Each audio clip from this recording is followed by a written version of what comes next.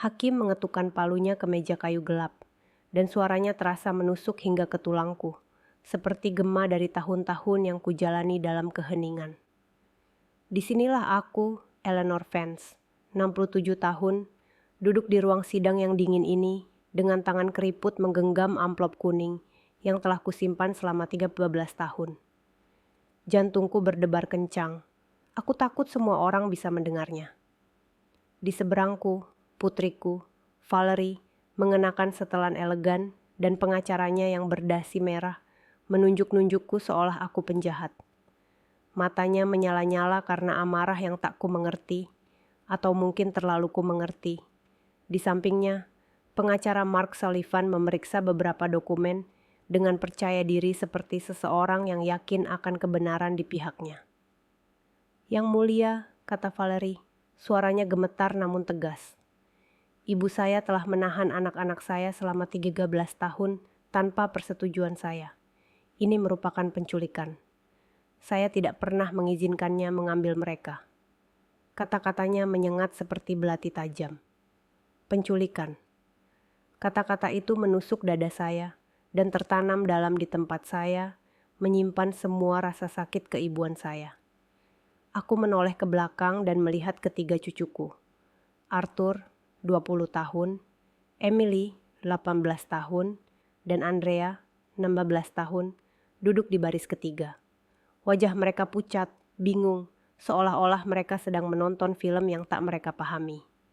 Hakim Theodore Mason, seorang pria berambut abu-abu dan bermata lelah, mengamatiku dari balik kacamatanya.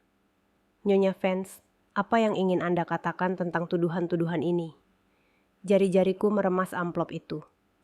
Di dalamnya terdapat bukti-bukti kebenaran yang telah kusimpan selama bertahun-tahun, melindunginya seperti harta karun atau luka yang tak tersembuhkan. "Yang mulia," kataku, berusaha menstabilkan suaraku. "Saya tidak menculik siapapun. Saya hanya membesarkan anak-anak yang ditinggalkan putriku di depan pintu rumahku." "Itu bohong," teriak Valerie sambil berdiri. "Saya tidak pernah meninggalkan mereka. Saya memiliki masalah kesehatan mental. Saya membutuhkan bantuan sementara." Pengacaranya menenangkannya dengan gestur tangan. "Yang mulia, klien saya dirawat di rumah sakit karena depresi pasca persalinan yang parah. Ia membutuhkan perawatan medis segera. Nyonya Vance memanfaatkan kerentanan itu untuk menjaga anak-anak dan mengasingkan mereka dari ibu kandung mereka." Saya merasa ruang sidang dipenuhi bisikan-bisikan. Beberapa orang di antara hadirin mengangguk seolah-olah mereka sudah memutuskan siapa korban dalam cerita ini. Tapi aku tahu kebenarannya. Aku telah menjalaninya hari demi hari selama 13 tahun. Pagi-pagi sekali, demam, mengerjakan PR, dan pelukan saat mereka menangis, meminta ibu mereka. "Nyonya Vance," kata hakim dengan nada lebih lembut, "saya mengerti bahwa merawat cucu-cucu Anda pasti sulit. Tetapi jika ibu kandung meminta hak asuh..." "Dengan segala hormat yang mulia," sela saya. Suara saya terdengar lebih tegas dari yang saya duga. "Ada hal-hal yang perlu diketahui pengadilan ini sebelum mengambil keputusan apapun." Aku mengangkat amplop kuning itu tinggi-tinggi. Gerakannya sederhana, tetapi aku melihat mata Valerie melebar, seperti ketakutan. "Di sini, saya memiliki dokumen yang akan mengubah percakapan ini sepenuhnya." Hakim mencondongkan tubuh ke depan. "Dokumen macam apa?" "Bukti tentang apa yang sebenarnya terjadi 13 tahun lalu. Bukti mengapa putriku ada di sini hari ini. Dan itu bukan karena kasih sayang seorang ibu." Suaraku sedikit bergetar, bukan karena takut, melainkan karena emosi yang tak bisa kujelaskan. Valerie memucat. "Bu, kumohon jangan lakukan ini." "Apa yang harus kulakukan, Nak? Katakan yang sebenarnya," balasku dalam hati. Pengacara Mark Sullivan berdeham. "Yang mulia, Nyonya Vance sedang mencoba mengalihkan perhatian dari masalah utama. Dokumen-dokumen dari masa lalu tidak mengubah fakta bahwa klien saya memiliki hak hukum atas anak-anaknya. Sebaliknya," saya berkata sambil menatap langsung ke mata putri saya, Dokumen-dokumen ini menjelaskan dengan tepat mengapa kita ada di sini hari ini. Mereka menjelaskan mengapa setelah 13 tahun bungkam total, tidak mengirim $1 pun untuk biaya anak-anaknya, bahkan tidak menelepon saat Natal, putri saya tiba-tiba muncul bersama seorang pengacara. Keheningan di ruangan itu terasa berat, seperti udara sebelum badai. Aku dapat mendengar jantungku berdebar, gemerisik kertas yang diacak pengacara dengan gugup, napas terengah-engah cucu-cucuku di belakangku. Hakim menatap saya dengan saksama. Nyonya Vance, apakah Anda menyarankan ada motif tersembunyi dalam gugatan ini? Saya tidak menyarankan apapun yang mulia. Saya menyatakan bahwa memang ada. Mata saya bertemu dengan mata Valerie, dan saya melihat di dalamnya ekspresi yang sama seperti yang dia miliki sebagai seorang anak ketika saya memergokinya berbuat nakal. Dan semuanya terdokumentasi di sini. Ibu, bisik Valerie, tolong pikirkan apa yang Anda lakukan. Aku punya waktu 13 tahun untuk berpikir. Jawabku pelan namun tajam. 13 tahun tanpa tidur saat Arthur demam. 13 tahun rapat sekolah di mana aku satu-satunya anggota keluarga yang hadir. 13 tahun menunggu panggilan darimu yang tak kunjung datang. Hakim Mason mengetuk palunya pelan. Nyonya Vance, apakah Anda bersedia menunjukkan dokumen-dokumen ini sebagai bukti dalam kasus ini? Aku melihat amplop di tanganku.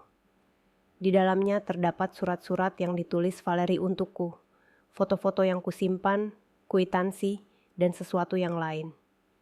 Sesuatu yang bahkan cucu-cucuku tidak tahu aku memilikinya. Sesuatu yang akan mengubah segalanya. Ya, yang mulia, saya siap. Hakim mengangguk dan berhenti sejenak untuk meninjau agendanya. Baiklah, Nyonya Vance, tetapi sebelum memeriksa dokumen-dokumen ini, saya ingin mendengar penjelasan lengkap Anda tentang fakta-faktanya. Ceritakan apa yang terjadi 13 tahun lalu.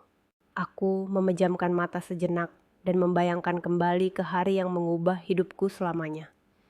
Hari Selasa yang hujan di bulan Oktober. Aku sedang di dapur kecilku menyiapkan teh kamomil untuk menenangkan saraf setelah janji temu dengan dokter, di mana radang sendiku dipastikan memburuk. Kemudian aku mendengar ketukan di pintu. Hari sudah hampir siang. Aku mulai merasakan suaraku melembut karena kenangan itu. Valerie muncul di depan pintu rumah saya bersama ketiga anak-anak. Arthur berusia 7 tahun, Emily 5 tahun, dan Andrea baru berusia 3 tahun. Mereka kotor, pakaian mereka kusut, dan anak-anak kecil menangis karena kelaparan. Aku memandang cucu-cucuku. Arthur tersenyum sedih, seolah mengingat kembali serpihan-serpihan hari itu. Mata Emily berkaca-kaca, dan Andrea kecilku, memeluk dirinya sendiri seperti yang biasa ia lakukan saat masih kecil dan ketakutan. Putriku masuk ke rumahku seperti badai. Aku melanjutkan. Ia membawa kantong plastik berisi beberapa pakaian anak-anak. Semuanya berantakan, tidak ada yang bersih. Ia berkata, "Bu, aku ingin ibu menyimpannya untuk sementara waktu. Hanya beberapa minggu lagi sampai aku menyelesaikan masalahku." Valerie menurunkan pandangannya. Pengacaranya membisikkan sesuatu di telinganya, tetapi ia tidak menjawab. Aku tahu ia mengingat hari itu sejelas aku. Saya bertanya apa masalahnya. Apakah ia butuh bantuan keuangan? Apakah ada sesuatu yang terjadi dengan ayah anak-anak itu? Tetapi ia hanya terus mengulangi bahwa ia akan segera kembali. Ia mencium mereka masing-masing sebentar lalu pergi. Anak-anak berlari ke jendela, berteriak, "Mama, Mama!" Tapi ibunya sudah naik taksi dan pergi. Keheningan di ruangan itu benar-benar terasa. Aku bisa merasakan napas orang-orang melambat. Semakin dalam, seolah-olah mereka menahan sesuatu. Malam itu, Arthur bertanya kapan ibunya akan pulang. Aku segera memberitahunya. Andrea menangis karena ia menginginkan boneka beruangnya yang tertinggal di rumah Valerie. Emilyku yang manis, membantuku menyiapkan makan malam dengan tangan mungilnya, seolah ia mengerti bahwa kini tanggung jawabkulah untuk menjaga semua orang tetap bersama. Suaraku sedikit bergetar, dan aku meneguk air dari gelas yang ditawarkan petugas pengadilan. Hari-hari berlalu, lalu minggu-minggu berlalu. Aku tidak tahu di mana Valerie tinggal karena ia telah pindah. Aku tidak punya telepon untuk menghubunginya. Anak-anak bertanya tentangnya setiap hari. Arthur mulai mengompol di malam hari. Emily berhenti bicara selama hampir sebulan. Dan Andrea kecilku, batuk-batuk yang tak kunjung sembuh. Aku memperhatikan Valerie bergerak gelisah di kursinya. Tangannya sedikit gemetar saat ia memainkan cincin di jarinya. Saya memutuskan untuk mendaftarkan mereka di sekolah dekat rumah saya. Saya membutuhkan dokumen mereka, akta kelahiran mereka. Saya pergi ke alamat lama Valerie, dan para tetangga memberitahu saya bahwa dia telah meninggalkan apartemen tanpa membayar sewa selama 3 bulan. Pemilik apartemen memberi saya sekotak barang-barang yang ditinggalkan putri saya, termasuk beberapa dokumen anak-anak. Hakim Mason mencatat, "Apakah Anda mencoba melaporkan situasi ini kepada pihak berwenang?" Yang mulia, saya pikir itu hanya sementara. Valerie memang pernah mengalami masalah sebelumnya, tetapi dia tidak pernah sepenuhnya meninggalkan anak-anaknya. Saya yakin dia akan kembali. Lagi pula, apa yang akan saya katakan? Bahwa putri saya telah meninggalkan anak-anaknya bersama saya dan tidak akan kembali? Pada saat itu, tidak ada kejahatan. Dia adalah seorang ibu yang telah meninggalkan anak-anaknya bersama nenek mereka. Aku berhenti sejenak dan menatap Valerie. Namun, bulan demi bulan berlalu, lalu tahun demi tahun. Arthur berulang tahun ke-8, dan dia bertanya apakah dia boleh mengundang ibunya ke pestanya. Kukatakan padanya bahwa kami akan berusaha mencarinya. Emily mulai kelas 1, dan ketika guru bertanya tentang orang tuanya, dia menunjukku dan berkata, "Ini ibuku, Eleanor." Air mataku hampir jatuh, tetapi aku menahannya. Bukan saatnya menangis, waktunya mengenang. Pengeluaran berlipat ganda. Uang pensiunku hampir tidak cukup untuk membiayaiku sendiri. Dan tiba-tiba, aku harus memberi makan, pakaian, dan pendidikan 3 anak. Aku menjual beberapa perhiasan simpananku. Aku mengambil pekerjaan membersihkan rumah di akhir pekan. Seorang tetangga, Ni Elma Jensen, membantu saya menjaga anak-anak kecil saat saya pergi bekerja. Hakim mendongak mendengar nama Jensen. "Ada hubungan dengan saya?" "Dia adik saya, yang mulia," jawab saya. "Dan dia bisa bersaksi tentang semua yang kami lalui di tahun-tahun pertama itu." Valerie dan pengacaranya bertukar pandang khawatir. Mereka tidak menyangka ini. Ketika Andrea berusia 5 tahun, kami mengalami krisis. Dia terkena pneumonia, dan kami harus membawanya ke rumah sakit. Dokter meminta asuransi kesehatan, surat izin orang tua, dan dokumen-dokumen yang tidak saya miliki. Saat itulah saya memutuskan untuk menjalani proses hukum untuk mendapatkan perwalian sementara atas anak-anak. Suara saya semakin tegas. Saya menyewa pengacara dengan sedikit tabungan yang tersisa. Saya menghabiskan $800 yang sebenarnya tidak saya miliki, tetapi itu perlu. Pengacara mencoba menghubungi Valerie untuk memberitahunya tentang proses perwalian. Kami telah menerbitkan pengumuman di surat kabar sebagaimana diwajibkan oleh hukum. Tidak ada yang menanggapi.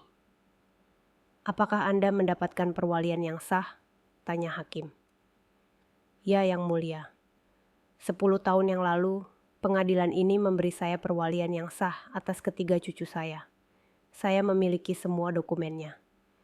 Selama 3 tahun, hukum mewajibkan kami untuk terus mencari ibu kandung. Dia tak pernah muncul, tak pernah menelepon, tak pernah mengirim $1 pun." Valerie tiba-tiba berdiri. "Saya sakit, saya depresi. Saya tak sanggup merawat mereka dalam keadaan seperti itu." "Silakan duduk," perintah hakim tegas. Lalu ia menatap saya. "Lanjutkan, Nyonya Vance." Anak-anak tumbuh besar bersama saya. Arthur lulus SMA dengan pujian. Emily memenangkan lomba puisi. Andrea belajar bermain gitar dan membentuk band di sekolah. Mereka pergi ke terapi ketika mereka membutuhkannya. Saya membawa mereka ke dokter untuk vaksinasi dan ke semua acara sekolah mereka. Saya merayakan setiap ulang tahun, setiap pencapaian, setiap momen penting dalam hidup mereka. Saya menatap cucu-cucu saya dan melihat Arthur mengangguk dengan air mata berlinang. Saya tidak pernah berbohong kepada mereka tentang ibu mereka. Saya selalu mengatakan kepada mereka bahwa ibu mereka menyayangi mereka, tetapi tidak bisa merawat mereka saat itu. Saya menunjukkan foto-foto ibu mereka saat mereka masih bayi. Saya menyimpan setiap gambar yang mereka buat untuknya, berharap ia akan kembali. Dan mereka tidak pernah menghubunginya selama bertahun-tahun ini, tanya hakim. Tidak sekalipun, Yang Mulia, sampai 2 bulan yang lalu ketika dia muncul di depan pintu saya bersama pengacaranya dan menuntut hak asuh. Hakim mencondongkan tubuh ke depan. 2 bulan? Dan apa yang berubah setelah 13 tahun menghilang total? Saya tersenyum tipis karena inilah bagian yang tidak ingin diketahui Valerie. Saya angkat amplop kuning itu. Jawabannya, Yang Mulia, ada di dalam dokumen-dokumen ini. Hakim Theodore Mason mengulurkan tangannya. Nyonya Vance, silakan mendekat dan tunjukkan dokumen-dokumen yang Anda sebutkan. Aku berdiri perlahan, merasakan lututku protes karena radang sendi, tetapi tekadku lebih kuat daripada rasa sakit fisik apapun. Aku berjalan menuju mimbar dengan amplop kuning tergenggam erat di dada. Kudengar langkah Valerie yang gugup mengetuk lantai kayu. Yang Mulia, kata pengacara Mark Sullivan sambil berdiri. Saya meminta agar dokumen apapun yang diajukan diperiksa oleh pihak pembela sebelum diterima sebagai bukti. Tentu saja, jawab hakim. Nyonya Vance, serahkan dokumen-dokumen itu kepada panitera untuk diperiksa oleh kedua belah pihak. Aku membuka amplop itu dengan hati-hati, seolah-olah itu adalah peti harta karun yang telah kulindungi selama bertahun-tahun. Jari-jariku sedikit gemetar, bukan karena takut, melainkan karena emosi bahwa kebenaran akhirnya terungkap. Di dalamnya terdapat foto-foto, surat-surat tulisan tangan, kwitansi, dan beberapa kertas terlipat yang menjadi inti cerita ini. Mari kita mulai dengan ini, kataku sambil mengeluarkan sebungkus foto yang diikat pita merah. Ini foto-foto yang saya ambil saat Valerie menitipkan anak-anak kepada saya. Petugas mengambil foto-foto itu dan menyerahkannya kepada hakim yang memeriksanya satu persatu. Ekspresinya perlahan berubah, menjadi lebih serius. Jelaskan apa yang kami lihat di foto-foto ini, Bu Vance.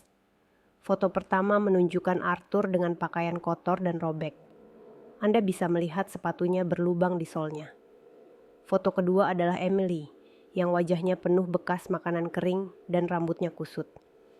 Foto ketiga adalah Andrea kecilku, yang memakai popok yang jelas-jelas belum diganti selama berjam-jam. Valerie menutupi wajahnya dengan tangannya. Pengacaranya membisikkan sesuatu kepadanya, tetapi ia menggelengkan kepala berulang kali. Yang Mulia, lanjutku, saya mengambil foto-foto ini karena saya ingin mendokumentasikan kondisi anak-anak saat tiba di rumah saya. Bukan dengan maksud untuk menggunakannya melawannya, tetapi karena seorang tetangga perawat menyarankan saya bahwa penting untuk mencatat semuanya. Hakim menyerahkan foto-foto itu kepada pengacara Valerie, yang segera meninjaunya dan menunjukkannya kepada kliennya. Saya melihat putri saya memejamkan mata erat-erat, seolah mencoba menghapus kenangan itu. Sekarang, kataku, sambil mengeluarkan dokumen kedua. Ini adalah surat-surat yang ditulis Valerie untuk saya selama 6 bulan pertama setelah meninggalkan anak-anak. Hakim mengambil surat-surat itu dan langsung menyadari tulisan tangannya. Ini ditulis tangan putri Anda sendiri. Ya, Yang Mulia, saya bisa mengenali tulisan tangannya di mana saja. Saya menatap Valerie. Katakan pada hakim apa isi surat-surat itu, Nak. Valerie tetap diam. Tetapi pengacaranya mengambil surat-surat itu dan mulai membacanya. Ekspresinya berubah drastis saat membaca. Yang Mulia, kataku dengan suara lantang.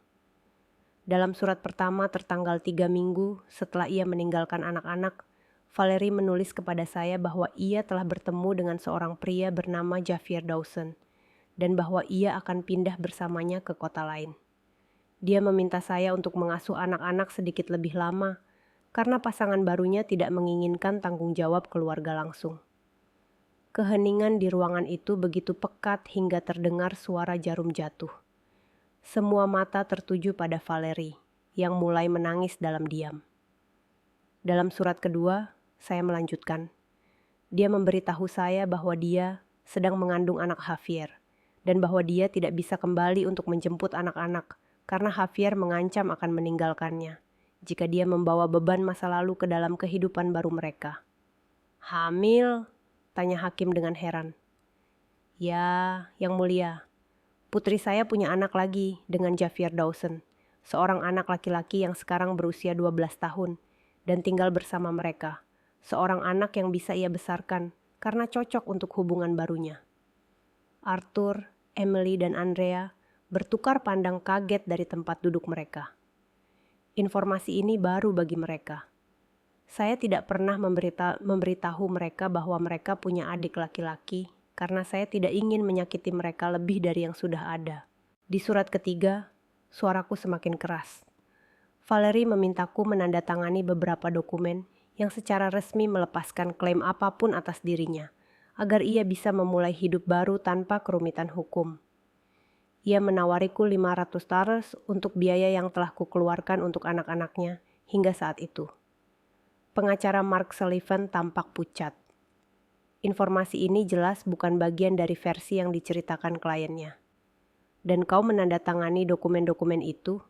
tanya hakim. "Tidak, Yang Mulia. Saya membalas suratnya dan mengatakan bahwa saya tidak menginginkan uangnya. Tetapi jika dia benar-benar ingin menghilang dari kehidupan kami, dia harus melakukannya sepenuhnya. Saya katakan kepadanya untuk tidak menghubungi kami lagi sampai dia benar-benar siap menjadi seorang ibu." Saya mengeluarkan dokumen lain dari amplopnya. Ini balasannya atas surat saya. Komunikasi terakhir kami dalam 13 tahun. Hakim membaca dokumen itu dan raut wajahnya tampak mengeras. "Nyonya Vance, bisakah Anda membacakan dengan lantang apa isi surat ini?" Saya menerima kertas itu dengan tangan gemetar, tetapi suara saya terdengar tegas dan jelas. "Bu, tidak apa-apa. Saya tidak akan mengganggu Anda lagi. Jaga anak-anak baik-baik, karena saya sekarang sudah punya keluarga sendiri. Kalau ada yang bertanya, bilang saja ibu mereka harus pergi jauh untuk bekerja. Aku tidak ingin mereka menderita lagi. Hormat saya, Valerie." Air mata mengalir di pipi cucu-cucu saya. Arthur bangkit dari tempat duduknya, seolah hendak mendekati saya.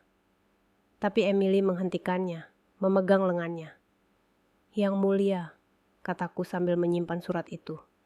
"Selama 13 tahun, saya menghormati keputusan itu. Saya tidak pernah mencari putri saya. Saya tidak pernah mencoba menghubunginya. Saya membesarkan anak-anaknya dengan kasih sayang, dengan sedikit sumber daya yang saya miliki, berharap suatu hari nanti dia akan dewasa dan kembali untuk alasan yang tepat." "Dan mengapa Anda yakin dia telah kembali sekarang?" tanya hakim. Saya tersenyum sedih sambil mengeluarkan dokumen terakhir dari amplop. Karena 3 bulan yang lalu, Yang Mulia, saudara laki-laki saya, Arthur Vance, paman Valerie, yang tinggal di Texas dan tidak memiliki anak, meninggal dunia. Hakim mencondongkan tubuh ke depan dengan minat yang kembali muncul. "Dan apa hubungannya dengan kasus ini?" "Saudara laki-laki saya, Yang Mulia, meninggalkan warisan yang signifikan untuk masing-masing cucunya. Total $50.000 untuk Arthur, Emily, dan Andrea." Valerie terisak lebih keras, dan pengacaranya tampaknya mempertimbangkan untuk menghentikan kasus ini. "Namun, warisan itu," lanjut saya dengan tegas, "hanya dapat diklaim oleh anak-anak jika mereka berada di bawah perwalian kerabat langsung, yaitu ibu atau nenek mereka. Dan saya, sebagai wali sah mereka saat ini, telah memulai prosedur agar mereka dapat mengakses uang tersebut ketika mereka dewasa." Hakim menatap saya dengan saksama. "Apakah Anda menduga Nyonya Valerie Vance kembali hanya untuk mendapatkan akses ke warisan anak-anaknya?" Saya mengeluarkan kertas terakhir dari amplop. Itu salinan dokumen hukum yang sulit diperoleh. "Yang Mulia, Ini adalah laporan pribadi yang saya pesan tentang kegiatan putri saya dalam beberapa bulan terakhir. Ini menunjukkan bahwa tepat 2,5 bulan yang lalu, dia menyewa jasa pengacara Mark Sullivan dan mulai menyelidiki warisan saudara laki-laki saya. Pengacara Valerie tiba-tiba berdiri. Keberatan, investigasi itu bersifat privat dan ilegal. Ini sepenuhnya legal, jawabku dengan tenang. Aku menyewa detektif swasta berlisensi setelah putriku tiba-tiba muncul di depan pintu rumahku dengan ancaman hukum. Saya berhak melindungi cucu-cucu saya. Hakim mengetuk palunya. Sidang harap tertib. Ia menatap saya dengan ekspresi yang bercampur antara rasa hormat dan rasa ingin tahu. Nyonya Vance, adakah hal lain di dalam amplop itu yang perlu diketahui pengadilan? Saya memandangi amplop itu, yang kini terasa jauh lebih ringan. Tetapi saya tahu amplop itu masih menyimpan rahasia terpenting. Ya, Yang Mulia, ada hal lain lagi. Sesuatu yang bahkan cucu-cucuku pun belum tahu. Hakim Theodore Mason membetulkan kacamatanya dan menatapku dengan tatapan tajam. Nyonya Vance, apalagi isi amplop itu yang menurut Anda relevan dengan kasus ini? Jari-jariku mencari dokumen terakhir yang tersembunyi di dasar amplop kuning itu. Lembaran kertas itu terlipat beberapa kali, menguning seiring waktu, tetapi berisi kata-kata terpenting dari kisah ini. Namun, sebelum mengungkapkannya, saya tahu ada sesuatu yang harus saya lakukan. Yang Mulia, sebelum menunjukkan dokumen terakhir ini, saya ingin pengadilan mendengar langsung dari cucu-cucu saya. Saya rasa adil bagi mereka untuk mengungkapkan pendapat mereka sendiri tentang situasi ini. Valerie duduk tegak di kursinya dengan harapan di matanya. Pengacaranya, Mark Sullivan, mengangguk cepat. Yang Mulia, klien saya setuju. Anak di bawah umur berhak menyatakan pilihan mereka. Hakim mempertimbangkan permohonan tersebut. Baiklah, Arthur Vance, silakan naik ke mimbar. Cucu tertua saya berdiri perlahan. Di usia 20 tahun, Arthur adalah seorang pemuda jangkung dan ramping dengan mata cerdas kakeknya dan kepekaan yang diwarisi dari keluarga kami. Ia berjalan menuju mimbar dengan langkah terukur seolah setiap gerakan membutuhkan keputusan yang sadar. Arthur, kata hakim dengan suara lembut, saya mengerti situasi ini pasti sangat sulit bagi Anda. Saya ingin Anda tahu bahwa Anda bebas berbicara. Apakah Anda ingat ibu kandung Anda?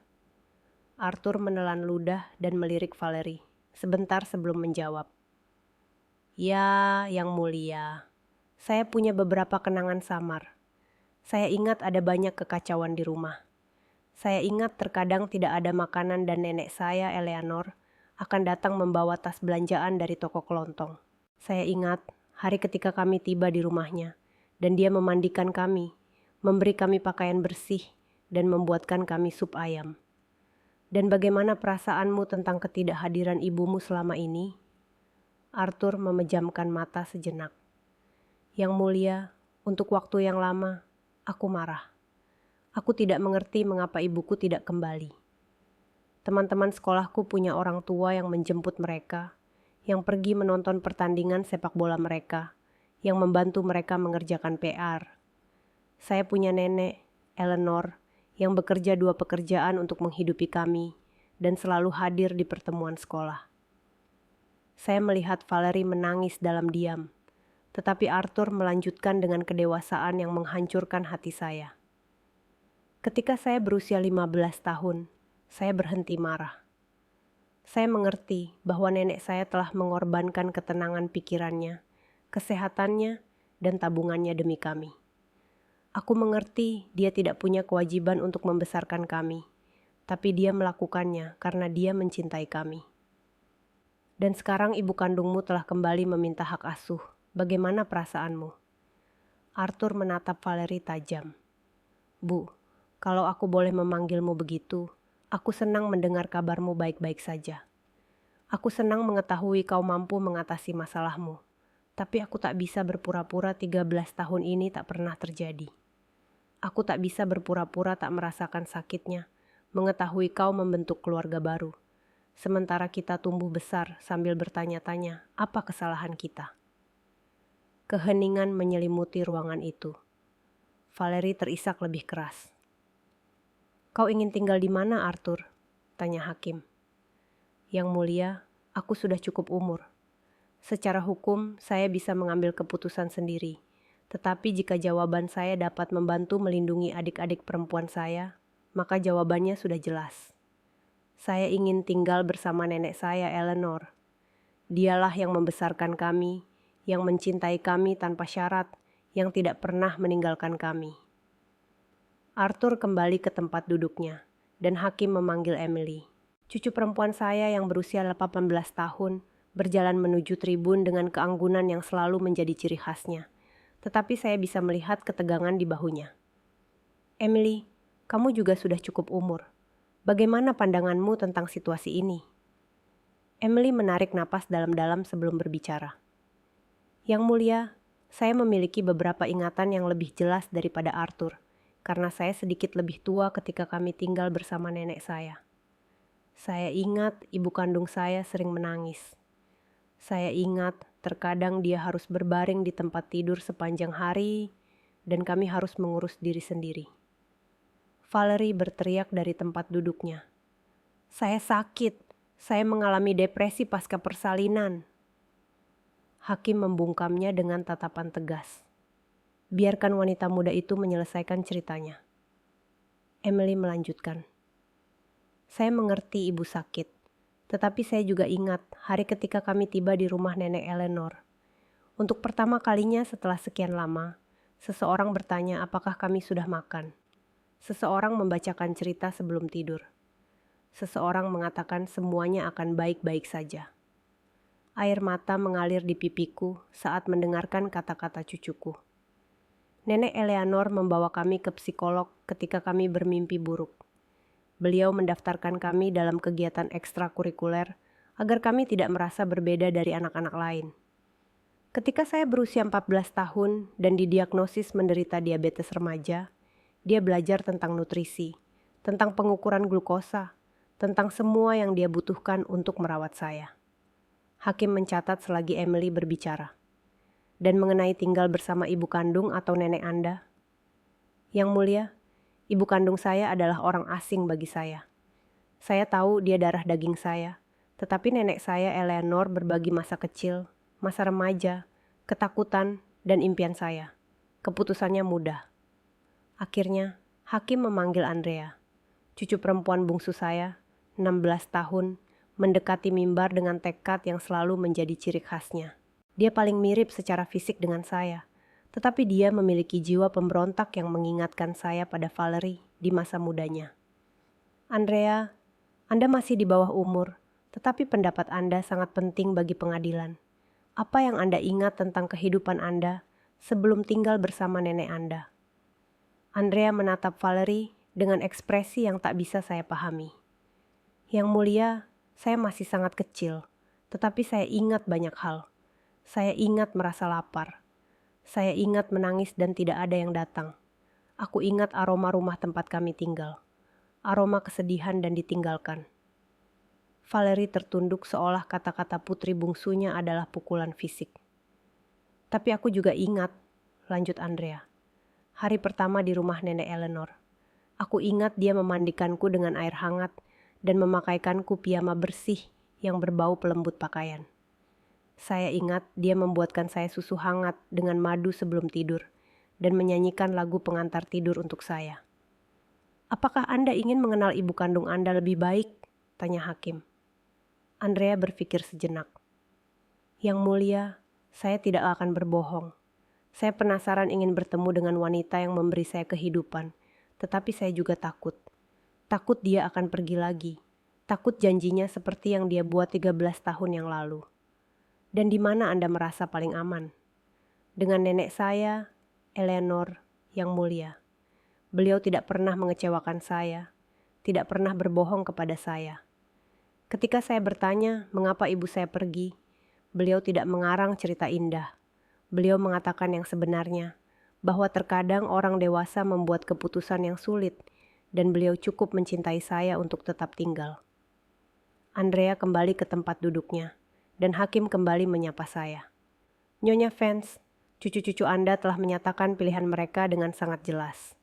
Adakah hal lain yang perlu diketahui pengadilan sebelum mengambil keputusan? Saya melihat amplop kuning di tangan saya, lalu saya melihat ketiga cucu saya. Mereka telah berani mengungkapkan kebenaran mereka. Sekarang giliran saya untuk berani mengungkapkan kebenaran saya. Ya Yang Mulia, ada hal lain, sesuatu yang akan sepenuhnya mengubah perspektif kasus ini. Aku mengeluarkan dokumen terakhir dari amplop. Lembaran itu sudah kulipat dan kubuka berkali-kali hingga garis lipatannya permanen. Ini dokumen yang kutemukan 2 tahun lalu di antara barang-barang yang ditinggalkan Valerie di apartemennya. Dokumen yang ia tulis dan tanda tangani sendiri. Valerie memucat seperti hantu. Pengacaranya mencondongkan tubuh ke arahnya, tetapi putriku menggeleng berulang kali. Dokumen macam apa, Nyonya Vance? Sebuah surat pernyataan pelepasan hak orang tua secara sukarela. Yang Mulia, ditulis tangan putri saya sendiri, ditandatangani dan diberi tanggal 3 hari setelah ia menitipkan anak-anak kepada saya. Hakim Theodore Mason tiba-tiba berdiri. Ekspresinya berubah dari rasa ingin tahu profesional menjadi sangat terkejut. Sebuah surat pernyataan pelepasan hak orang tua secara sukarela. Nyonya Vance, apakah Anda yakin dengan apa yang Anda katakan? Sepenuhnya yakin, Yang Mulia. Saya serahkan dokumen itu kepada panitera pengadilan. Kertas ini adalah salah satu barang yang ditinggalkan Valerie di apartemennya. Pemilik apartemen memberikannya kepada saya beserta foto-foto dan dokumen pribadi lainnya yang ditinggalkan putri saya. Valerie terhuyung-huyung di kursinya, seolah-olah akan pingsan. Pengacaranya, Mark Sullivan, mengambil dokumen itu dengan tangan gemetar dan wajahnya memucat saat membacanya. Ini tidak mungkin nyata, gumamnya. Tolong bacakan dengan keras, perintah hakim. Pengacara itu berdeham dan mulai membaca dengan suara tercekat. Saya, Valerie Vance, 26 tahun, dengan ini secara sukarela melepaskan semua hak saya sebagai ibu dari Arthur Vance, 7 tahun, Emily Vance, 5 tahun, dan Andrea Vance, 3 tahun. Saya mengakui bahwa saya tidak memiliki kapasitas emosional, ekonomi, atau psikologis untuk membesarkan mereka dengan baik. Keheningan di ruangan itu begitu pekat sehingga Anda dapat mendengar napas gelisah semua orang yang hadir. Cucu-cucu saya saling memandang dengan ekspresi bingung dan sedih. Lanjutkan, kata hakim dengan suara serius. Saya sepenuhnya memberi kuasa kepada ibu saya, Eleanor Vance, untuk membuat semua keputusan hukum, medis, dan pendidikan yang berkaitan dengan anak-anak saya. Saya melepaskan hak apapun untuk mengunjungi mereka, menghubungi mereka, atau menuntut mereka di kemudian hari. Keputusan ini bersifat definitif dan tidak dapat dibatalkan. Ditandatangani, Valerie Vance, tertanggal 15 Oktober 2011. Valerie menangis terseduh-seduh. Saya gila, saya tidak tahu apa yang saya tulis. Saya sakit jiwa. Hakim berulang kali mengetukkan palunya. Tenang, Nyonya Vance, apakah Anda memiliki saksi bahwa dokumen ini ditulis secara sukarela oleh putri Anda? Ya, Yang Mulia. Nyonya pemilik gedung tempat Valerie tinggal, Nyonya Paula Sterling, dapat bersaksi bahwa putri saya meminta kertas dan pena kepadanya untuk menulis surat penting 3 hari setelah meninggalkan anak-anak. Ia juga dapat memastikan bahwa Valerie sadar dan sadar sepenuhnya selama hari-hari itu. Pengacara Mark Sullivan berbisik mendesak kepada kliennya, tetapi Valerie terus terisak tak terkendali. Lebih lanjut, saya melanjutkan. Ada hal lain yang harus diketahui pengadilan, sesuatu yang saya temukan hanya 2 minggu lalu, yang menjelaskan mengapa putri saya kembali tepat sekarang. Semua mata tertuju pada saya. Saya bisa merasakan ketegangan di ruangan itu semakin meningkat. Yang Mulia, saya menyewa detektif swasta bukan hanya untuk mengetahui perkembangan putri saya baru-baru ini, tetapi juga untuk memahami sepenuhnya situasi terkininya. Apa yang kami temukan sungguh membuka mata. Saya mengeluarkan sebuah map kecil dari tas saya. Valerie dan pasangannya, Xavier Dawson, sedang menghadapi krisis keuangan yang parah. 6 bulan yang lalu, Xavier kehilangan pekerjaannya. 4 bulan yang lalu, mereka menerima surat penggusuran dari rumah mereka. 3 bulan yang lalu, tepat ketika mereka mengetahui tentang warisan saudara laki-laki saya, mereka memulai prosedur untuk mendapatkan hak asuh cucu-cucu saya. Valerie mengangkat kepalanya, matanya merah karena menangis. "Bu, kumohon." "Biarkan aku menyelesaikannya, Nak." Suaraku tegas, tetapi tidak kejam. Penyidik juga menemukan bahwa Anda dan Xavier hidup dengan pinjaman dan kartu kredit. Anda berutang lebih dari 30.000 dolar. Hakim meninjau dokumen yang saya berikan. Dan Anda percaya bahwa warisan cucu Anda adalah solusi yang mereka cari untuk masalah keuangan mereka? Saya tidak percaya, Yang Mulia. Saya tahu itu. Saya menatap Valerie langsung karena seminggu yang lalu, putri saya menelepon saya untuk pertama kalinya dalam 13 tahun. Keterkejutan di ruangan itu terasa nyata. Bahkan cucu-cucu saya pun menatap saya dengan heran karena saya belum memberitahu mereka tentang panggilan ini. "Dan apa yang dia katakan dalam panggilan itu?" tanya hakim. "Dia bilang dia sudah dewasa, sudah mengatasi masalahnya, dan ingin anak-anaknya kembali." Ketika saya tanya kenapa setelah sekian lama, dia bilang dia menabung untuk memberi mereka kehidupan yang lebih baik. Saya terdiam sejenak. Lalu saya tanya tentang warisan kakak saya. Hening sejenak, lalu dia berkata, "Bu, uang itu milik anak-anakku. Aku hanya ingin memastikan mereka menerimanya pada waktunya." "Dan apa jawabanmu?" Kukatakan padanya bahwa anak-anaknya sudah memiliki akses ke warisan itu melalui aku, wali sah mereka, dan uang itu aman di dana perwalian sampai mereka masing-masing berusia 21 tahun. Saat itulah nada suaranya berubah total. Valerie menutupi wajahnya dengan tangan, tahu apa yang akan terjadi. Dia mengatakan kepada saya bahwa sebagai ibu kandung mereka, dia memiliki hak yang lebih besar untuk mengelola warisan itu daripada saya. Dia mengatakan kepada saya bahwa dia telah berkonsultasi dengan pengacara dan secara hukum dapat memperjuangkan hak asuh. Dia mengancam saya, Yang Mulia. Hakim mencondongkan tubuh ke depan. "Bagaimana dia mengancam Anda?"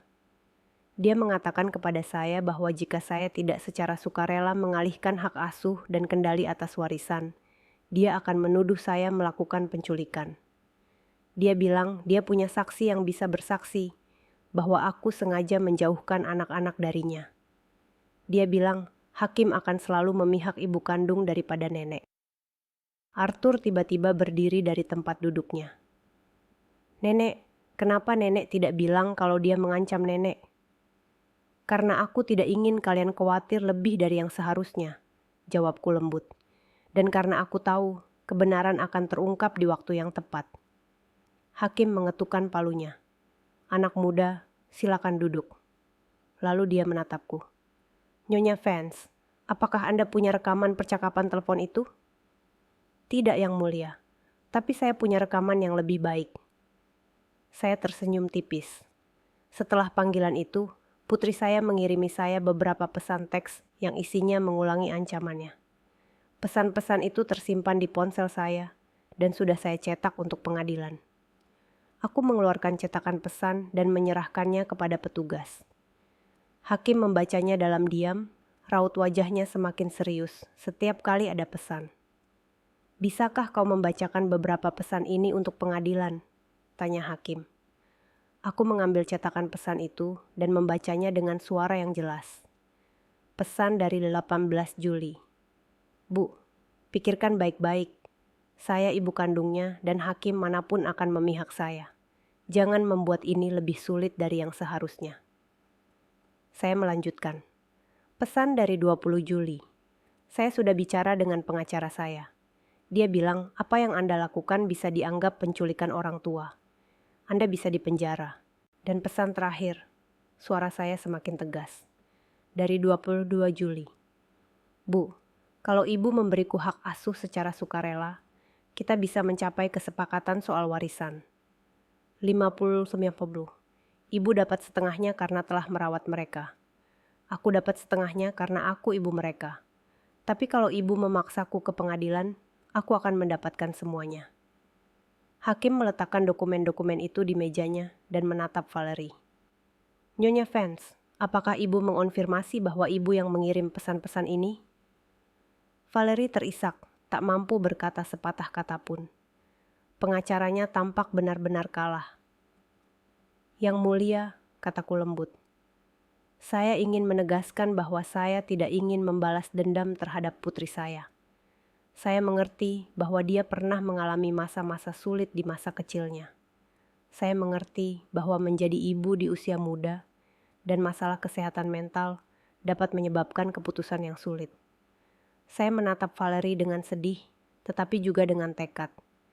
Tetapi yang tidak dapat saya terima adalah bahwa setelah 13 tahun tanpa kabar sama sekali, setelah secara resmi melepaskan haknya sebagai seorang ibu, setelah membentuk keluarga baru dan sepenuhnya melupakan anak-anak ini, ia kini kembali hanya karena uang yang terlibat. Apa yang Anda minta dari pengadilan? Tanya hakim. Perwalian hukum permanen saya atas cucu-cucu saya yang masih di bawah umur ditegaskan. Tuntutan hak asuh putri saya ditolak sepenuhnya dan dikeluarkannya perintah penahanan yang melarang Valerie mendekati anak-anak itu kecuali mereka, ketika mereka sudah cukup umur, secara sukarela memutuskan untuk menghubunginya. Valerie berteriak dari tempat duduknya. Anda tidak bisa mengambil anak-anak saya selamanya. Aku menoleh padanya dengan ekspresi yang bercampur antara rasa sakit dan ketegasan. Putriku, kau sendiri yang menyerahkannya 13 tahun yang lalu. Aku tidak mengambil apapun darimu. Aku hanya melindungi apa yang telah kau tinggalkan. Hakim menskor sidang selama 30 menit untuk meninjau semua dokumen yang diajukan. Ruang sidang sebagian kosong, tetapi aku tetap duduk di tempatku, mendekap dompetku di dada seolah-olah itu perisai pelindung. Cucu-cucuku menghampiriku, merangkulku dalam pelukan diam yang bermakna lebih dari 1000 kata.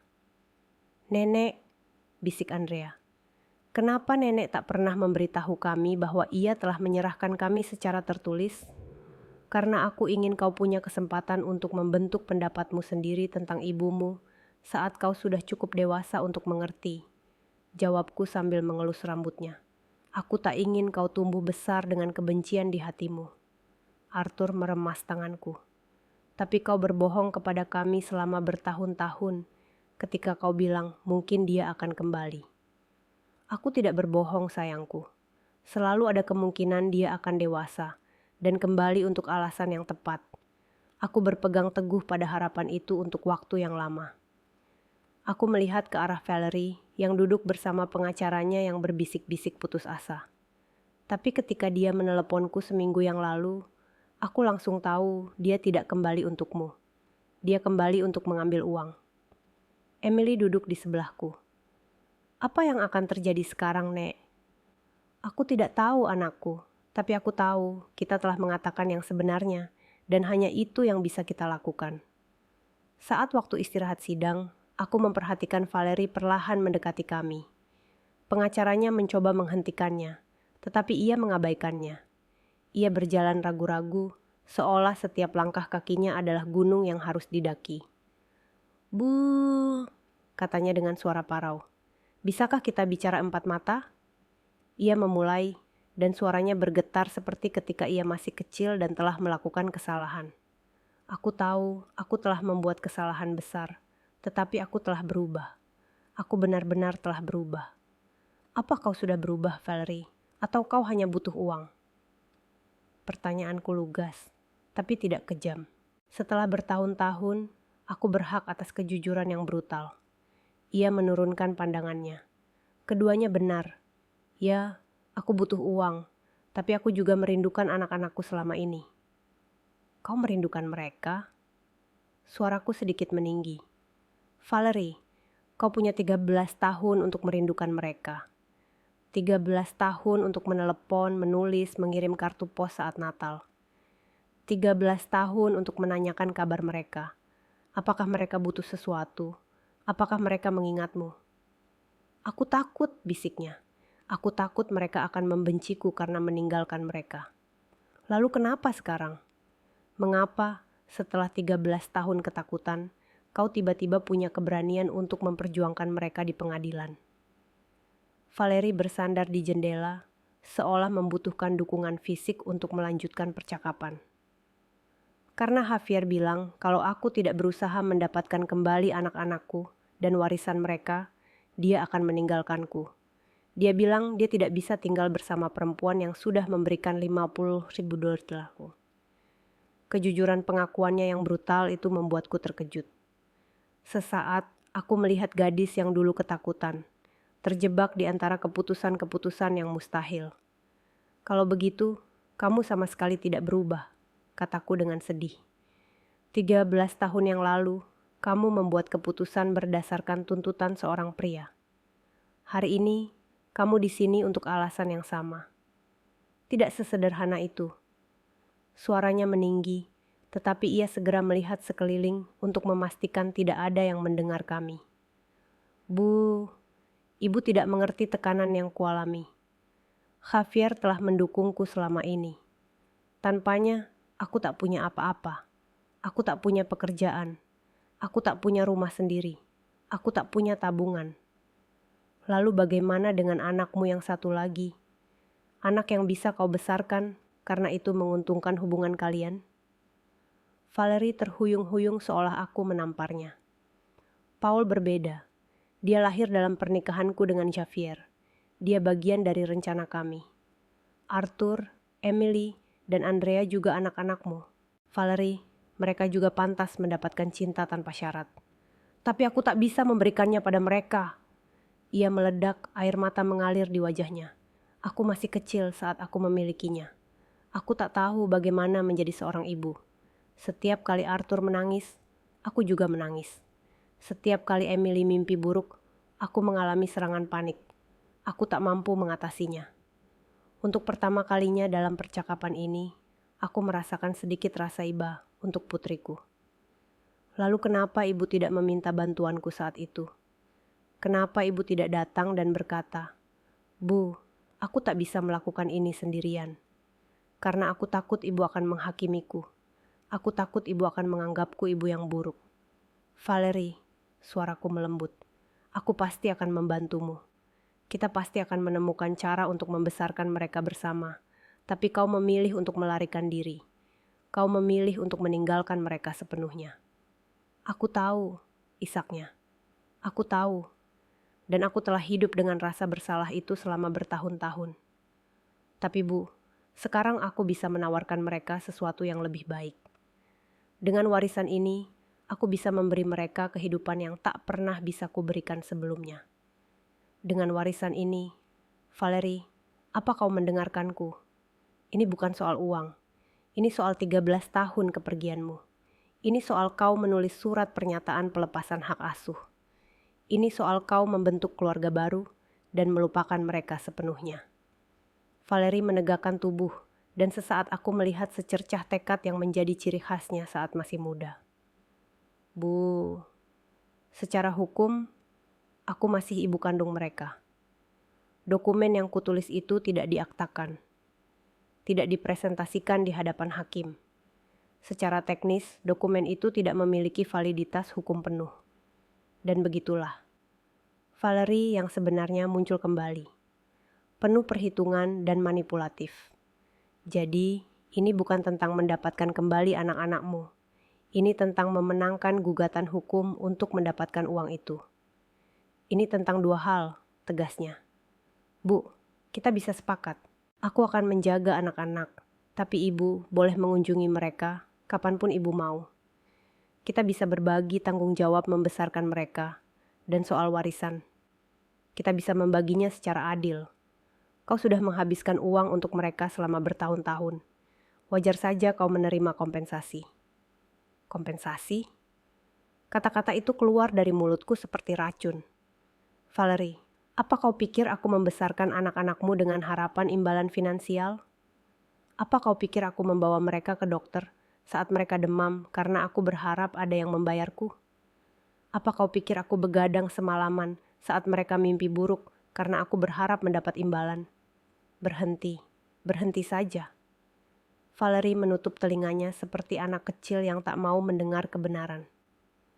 Aku tak akan berhenti, Valerie, karena inilah yang perlu kau dengar. Aku membesarkan anak-anak itu bukan sebagai investasi.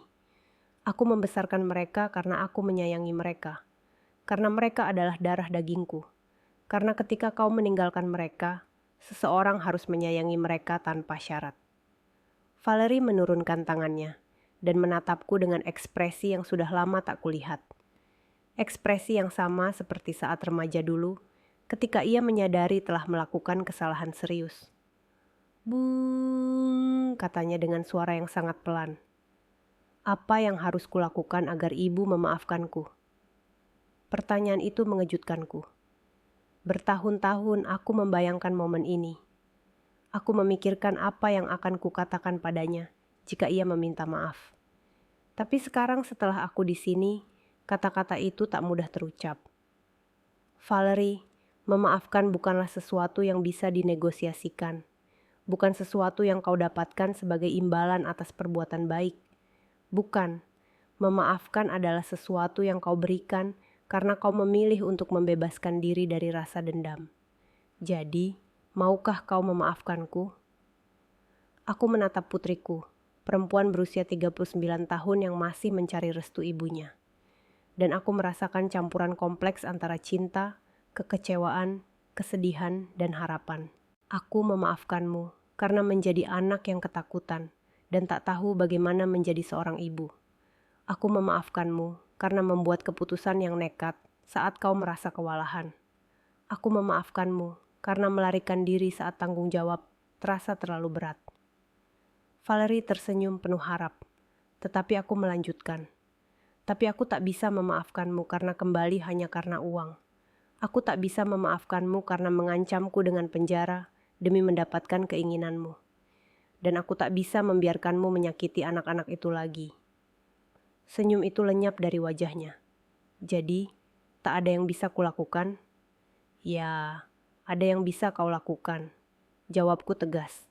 Kau bisa kembali menjalani hidupmu, menyelesaikan masalah pribadimu, dan ketika kau benar-benar telah dewasa dan berubah, ketika kau mampu memberikan cinta sejati tanpa mengharapkan imbalan apapun, mungkin anak-anakmu akan memutuskan sendiri apakah mereka ingin bertemu denganmu. Dan warisan itu milik mereka, Valerie. Dan aku akan memastikan mereka menerimanya ketika mereka siap mengelolanya secara bertanggung jawab. Seorang petugas pengadilan muncul di lorong. Waktu skor setelah usai. Hakim siap melanjutkan. Saat kami berjalan kembali ke ruang sidang, Valerie menggenggam tanganku dengan lembut. "Bu, satu pertanyaan terakhir. Jika aku mencabut gugatan ini sekarang, bolehkah ibu sesekali mengunjungi anak-anak dengan pengawasan?" Aku berhenti dan menatap langsung ke matanya. "Keputusan itu bukan hakku, Valerie. Terserah mereka.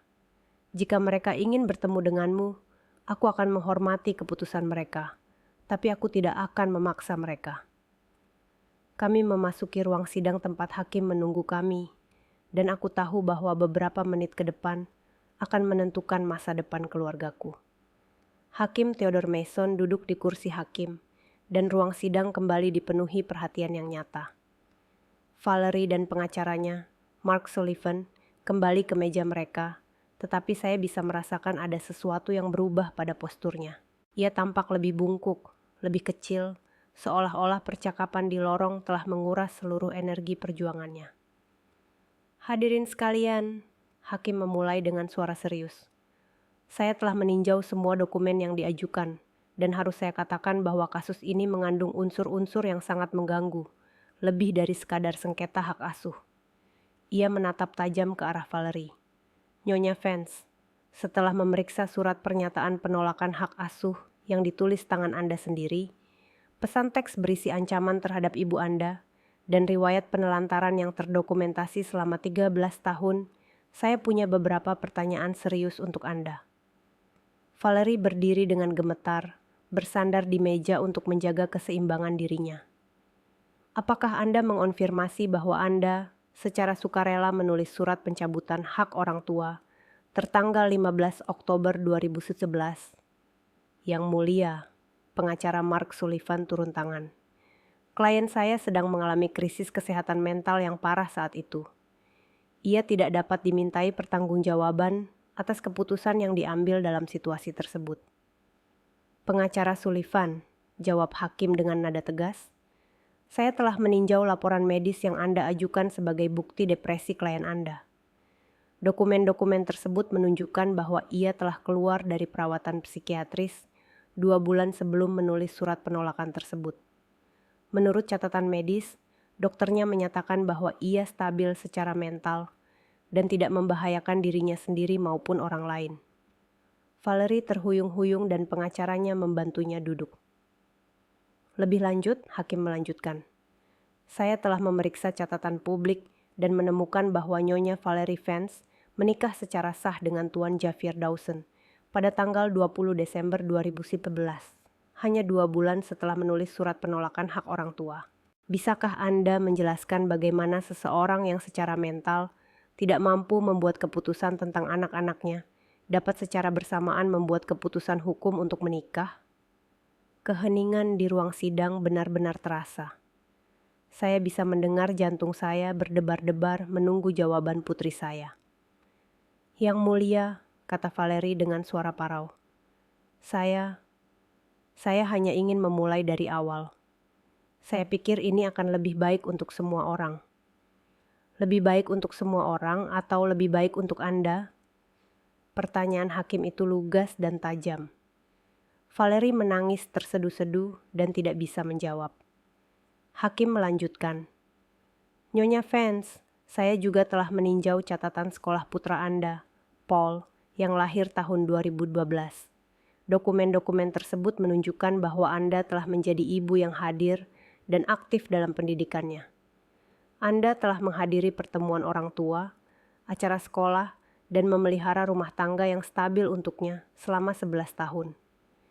Ini menunjukkan bahwa Anda memang memiliki kapasitas untuk menjadi seorang ibu, tetapi Anda memilih untuk menjalankan kapasitas itu hanya dengan anak yang sesuai bagi Anda.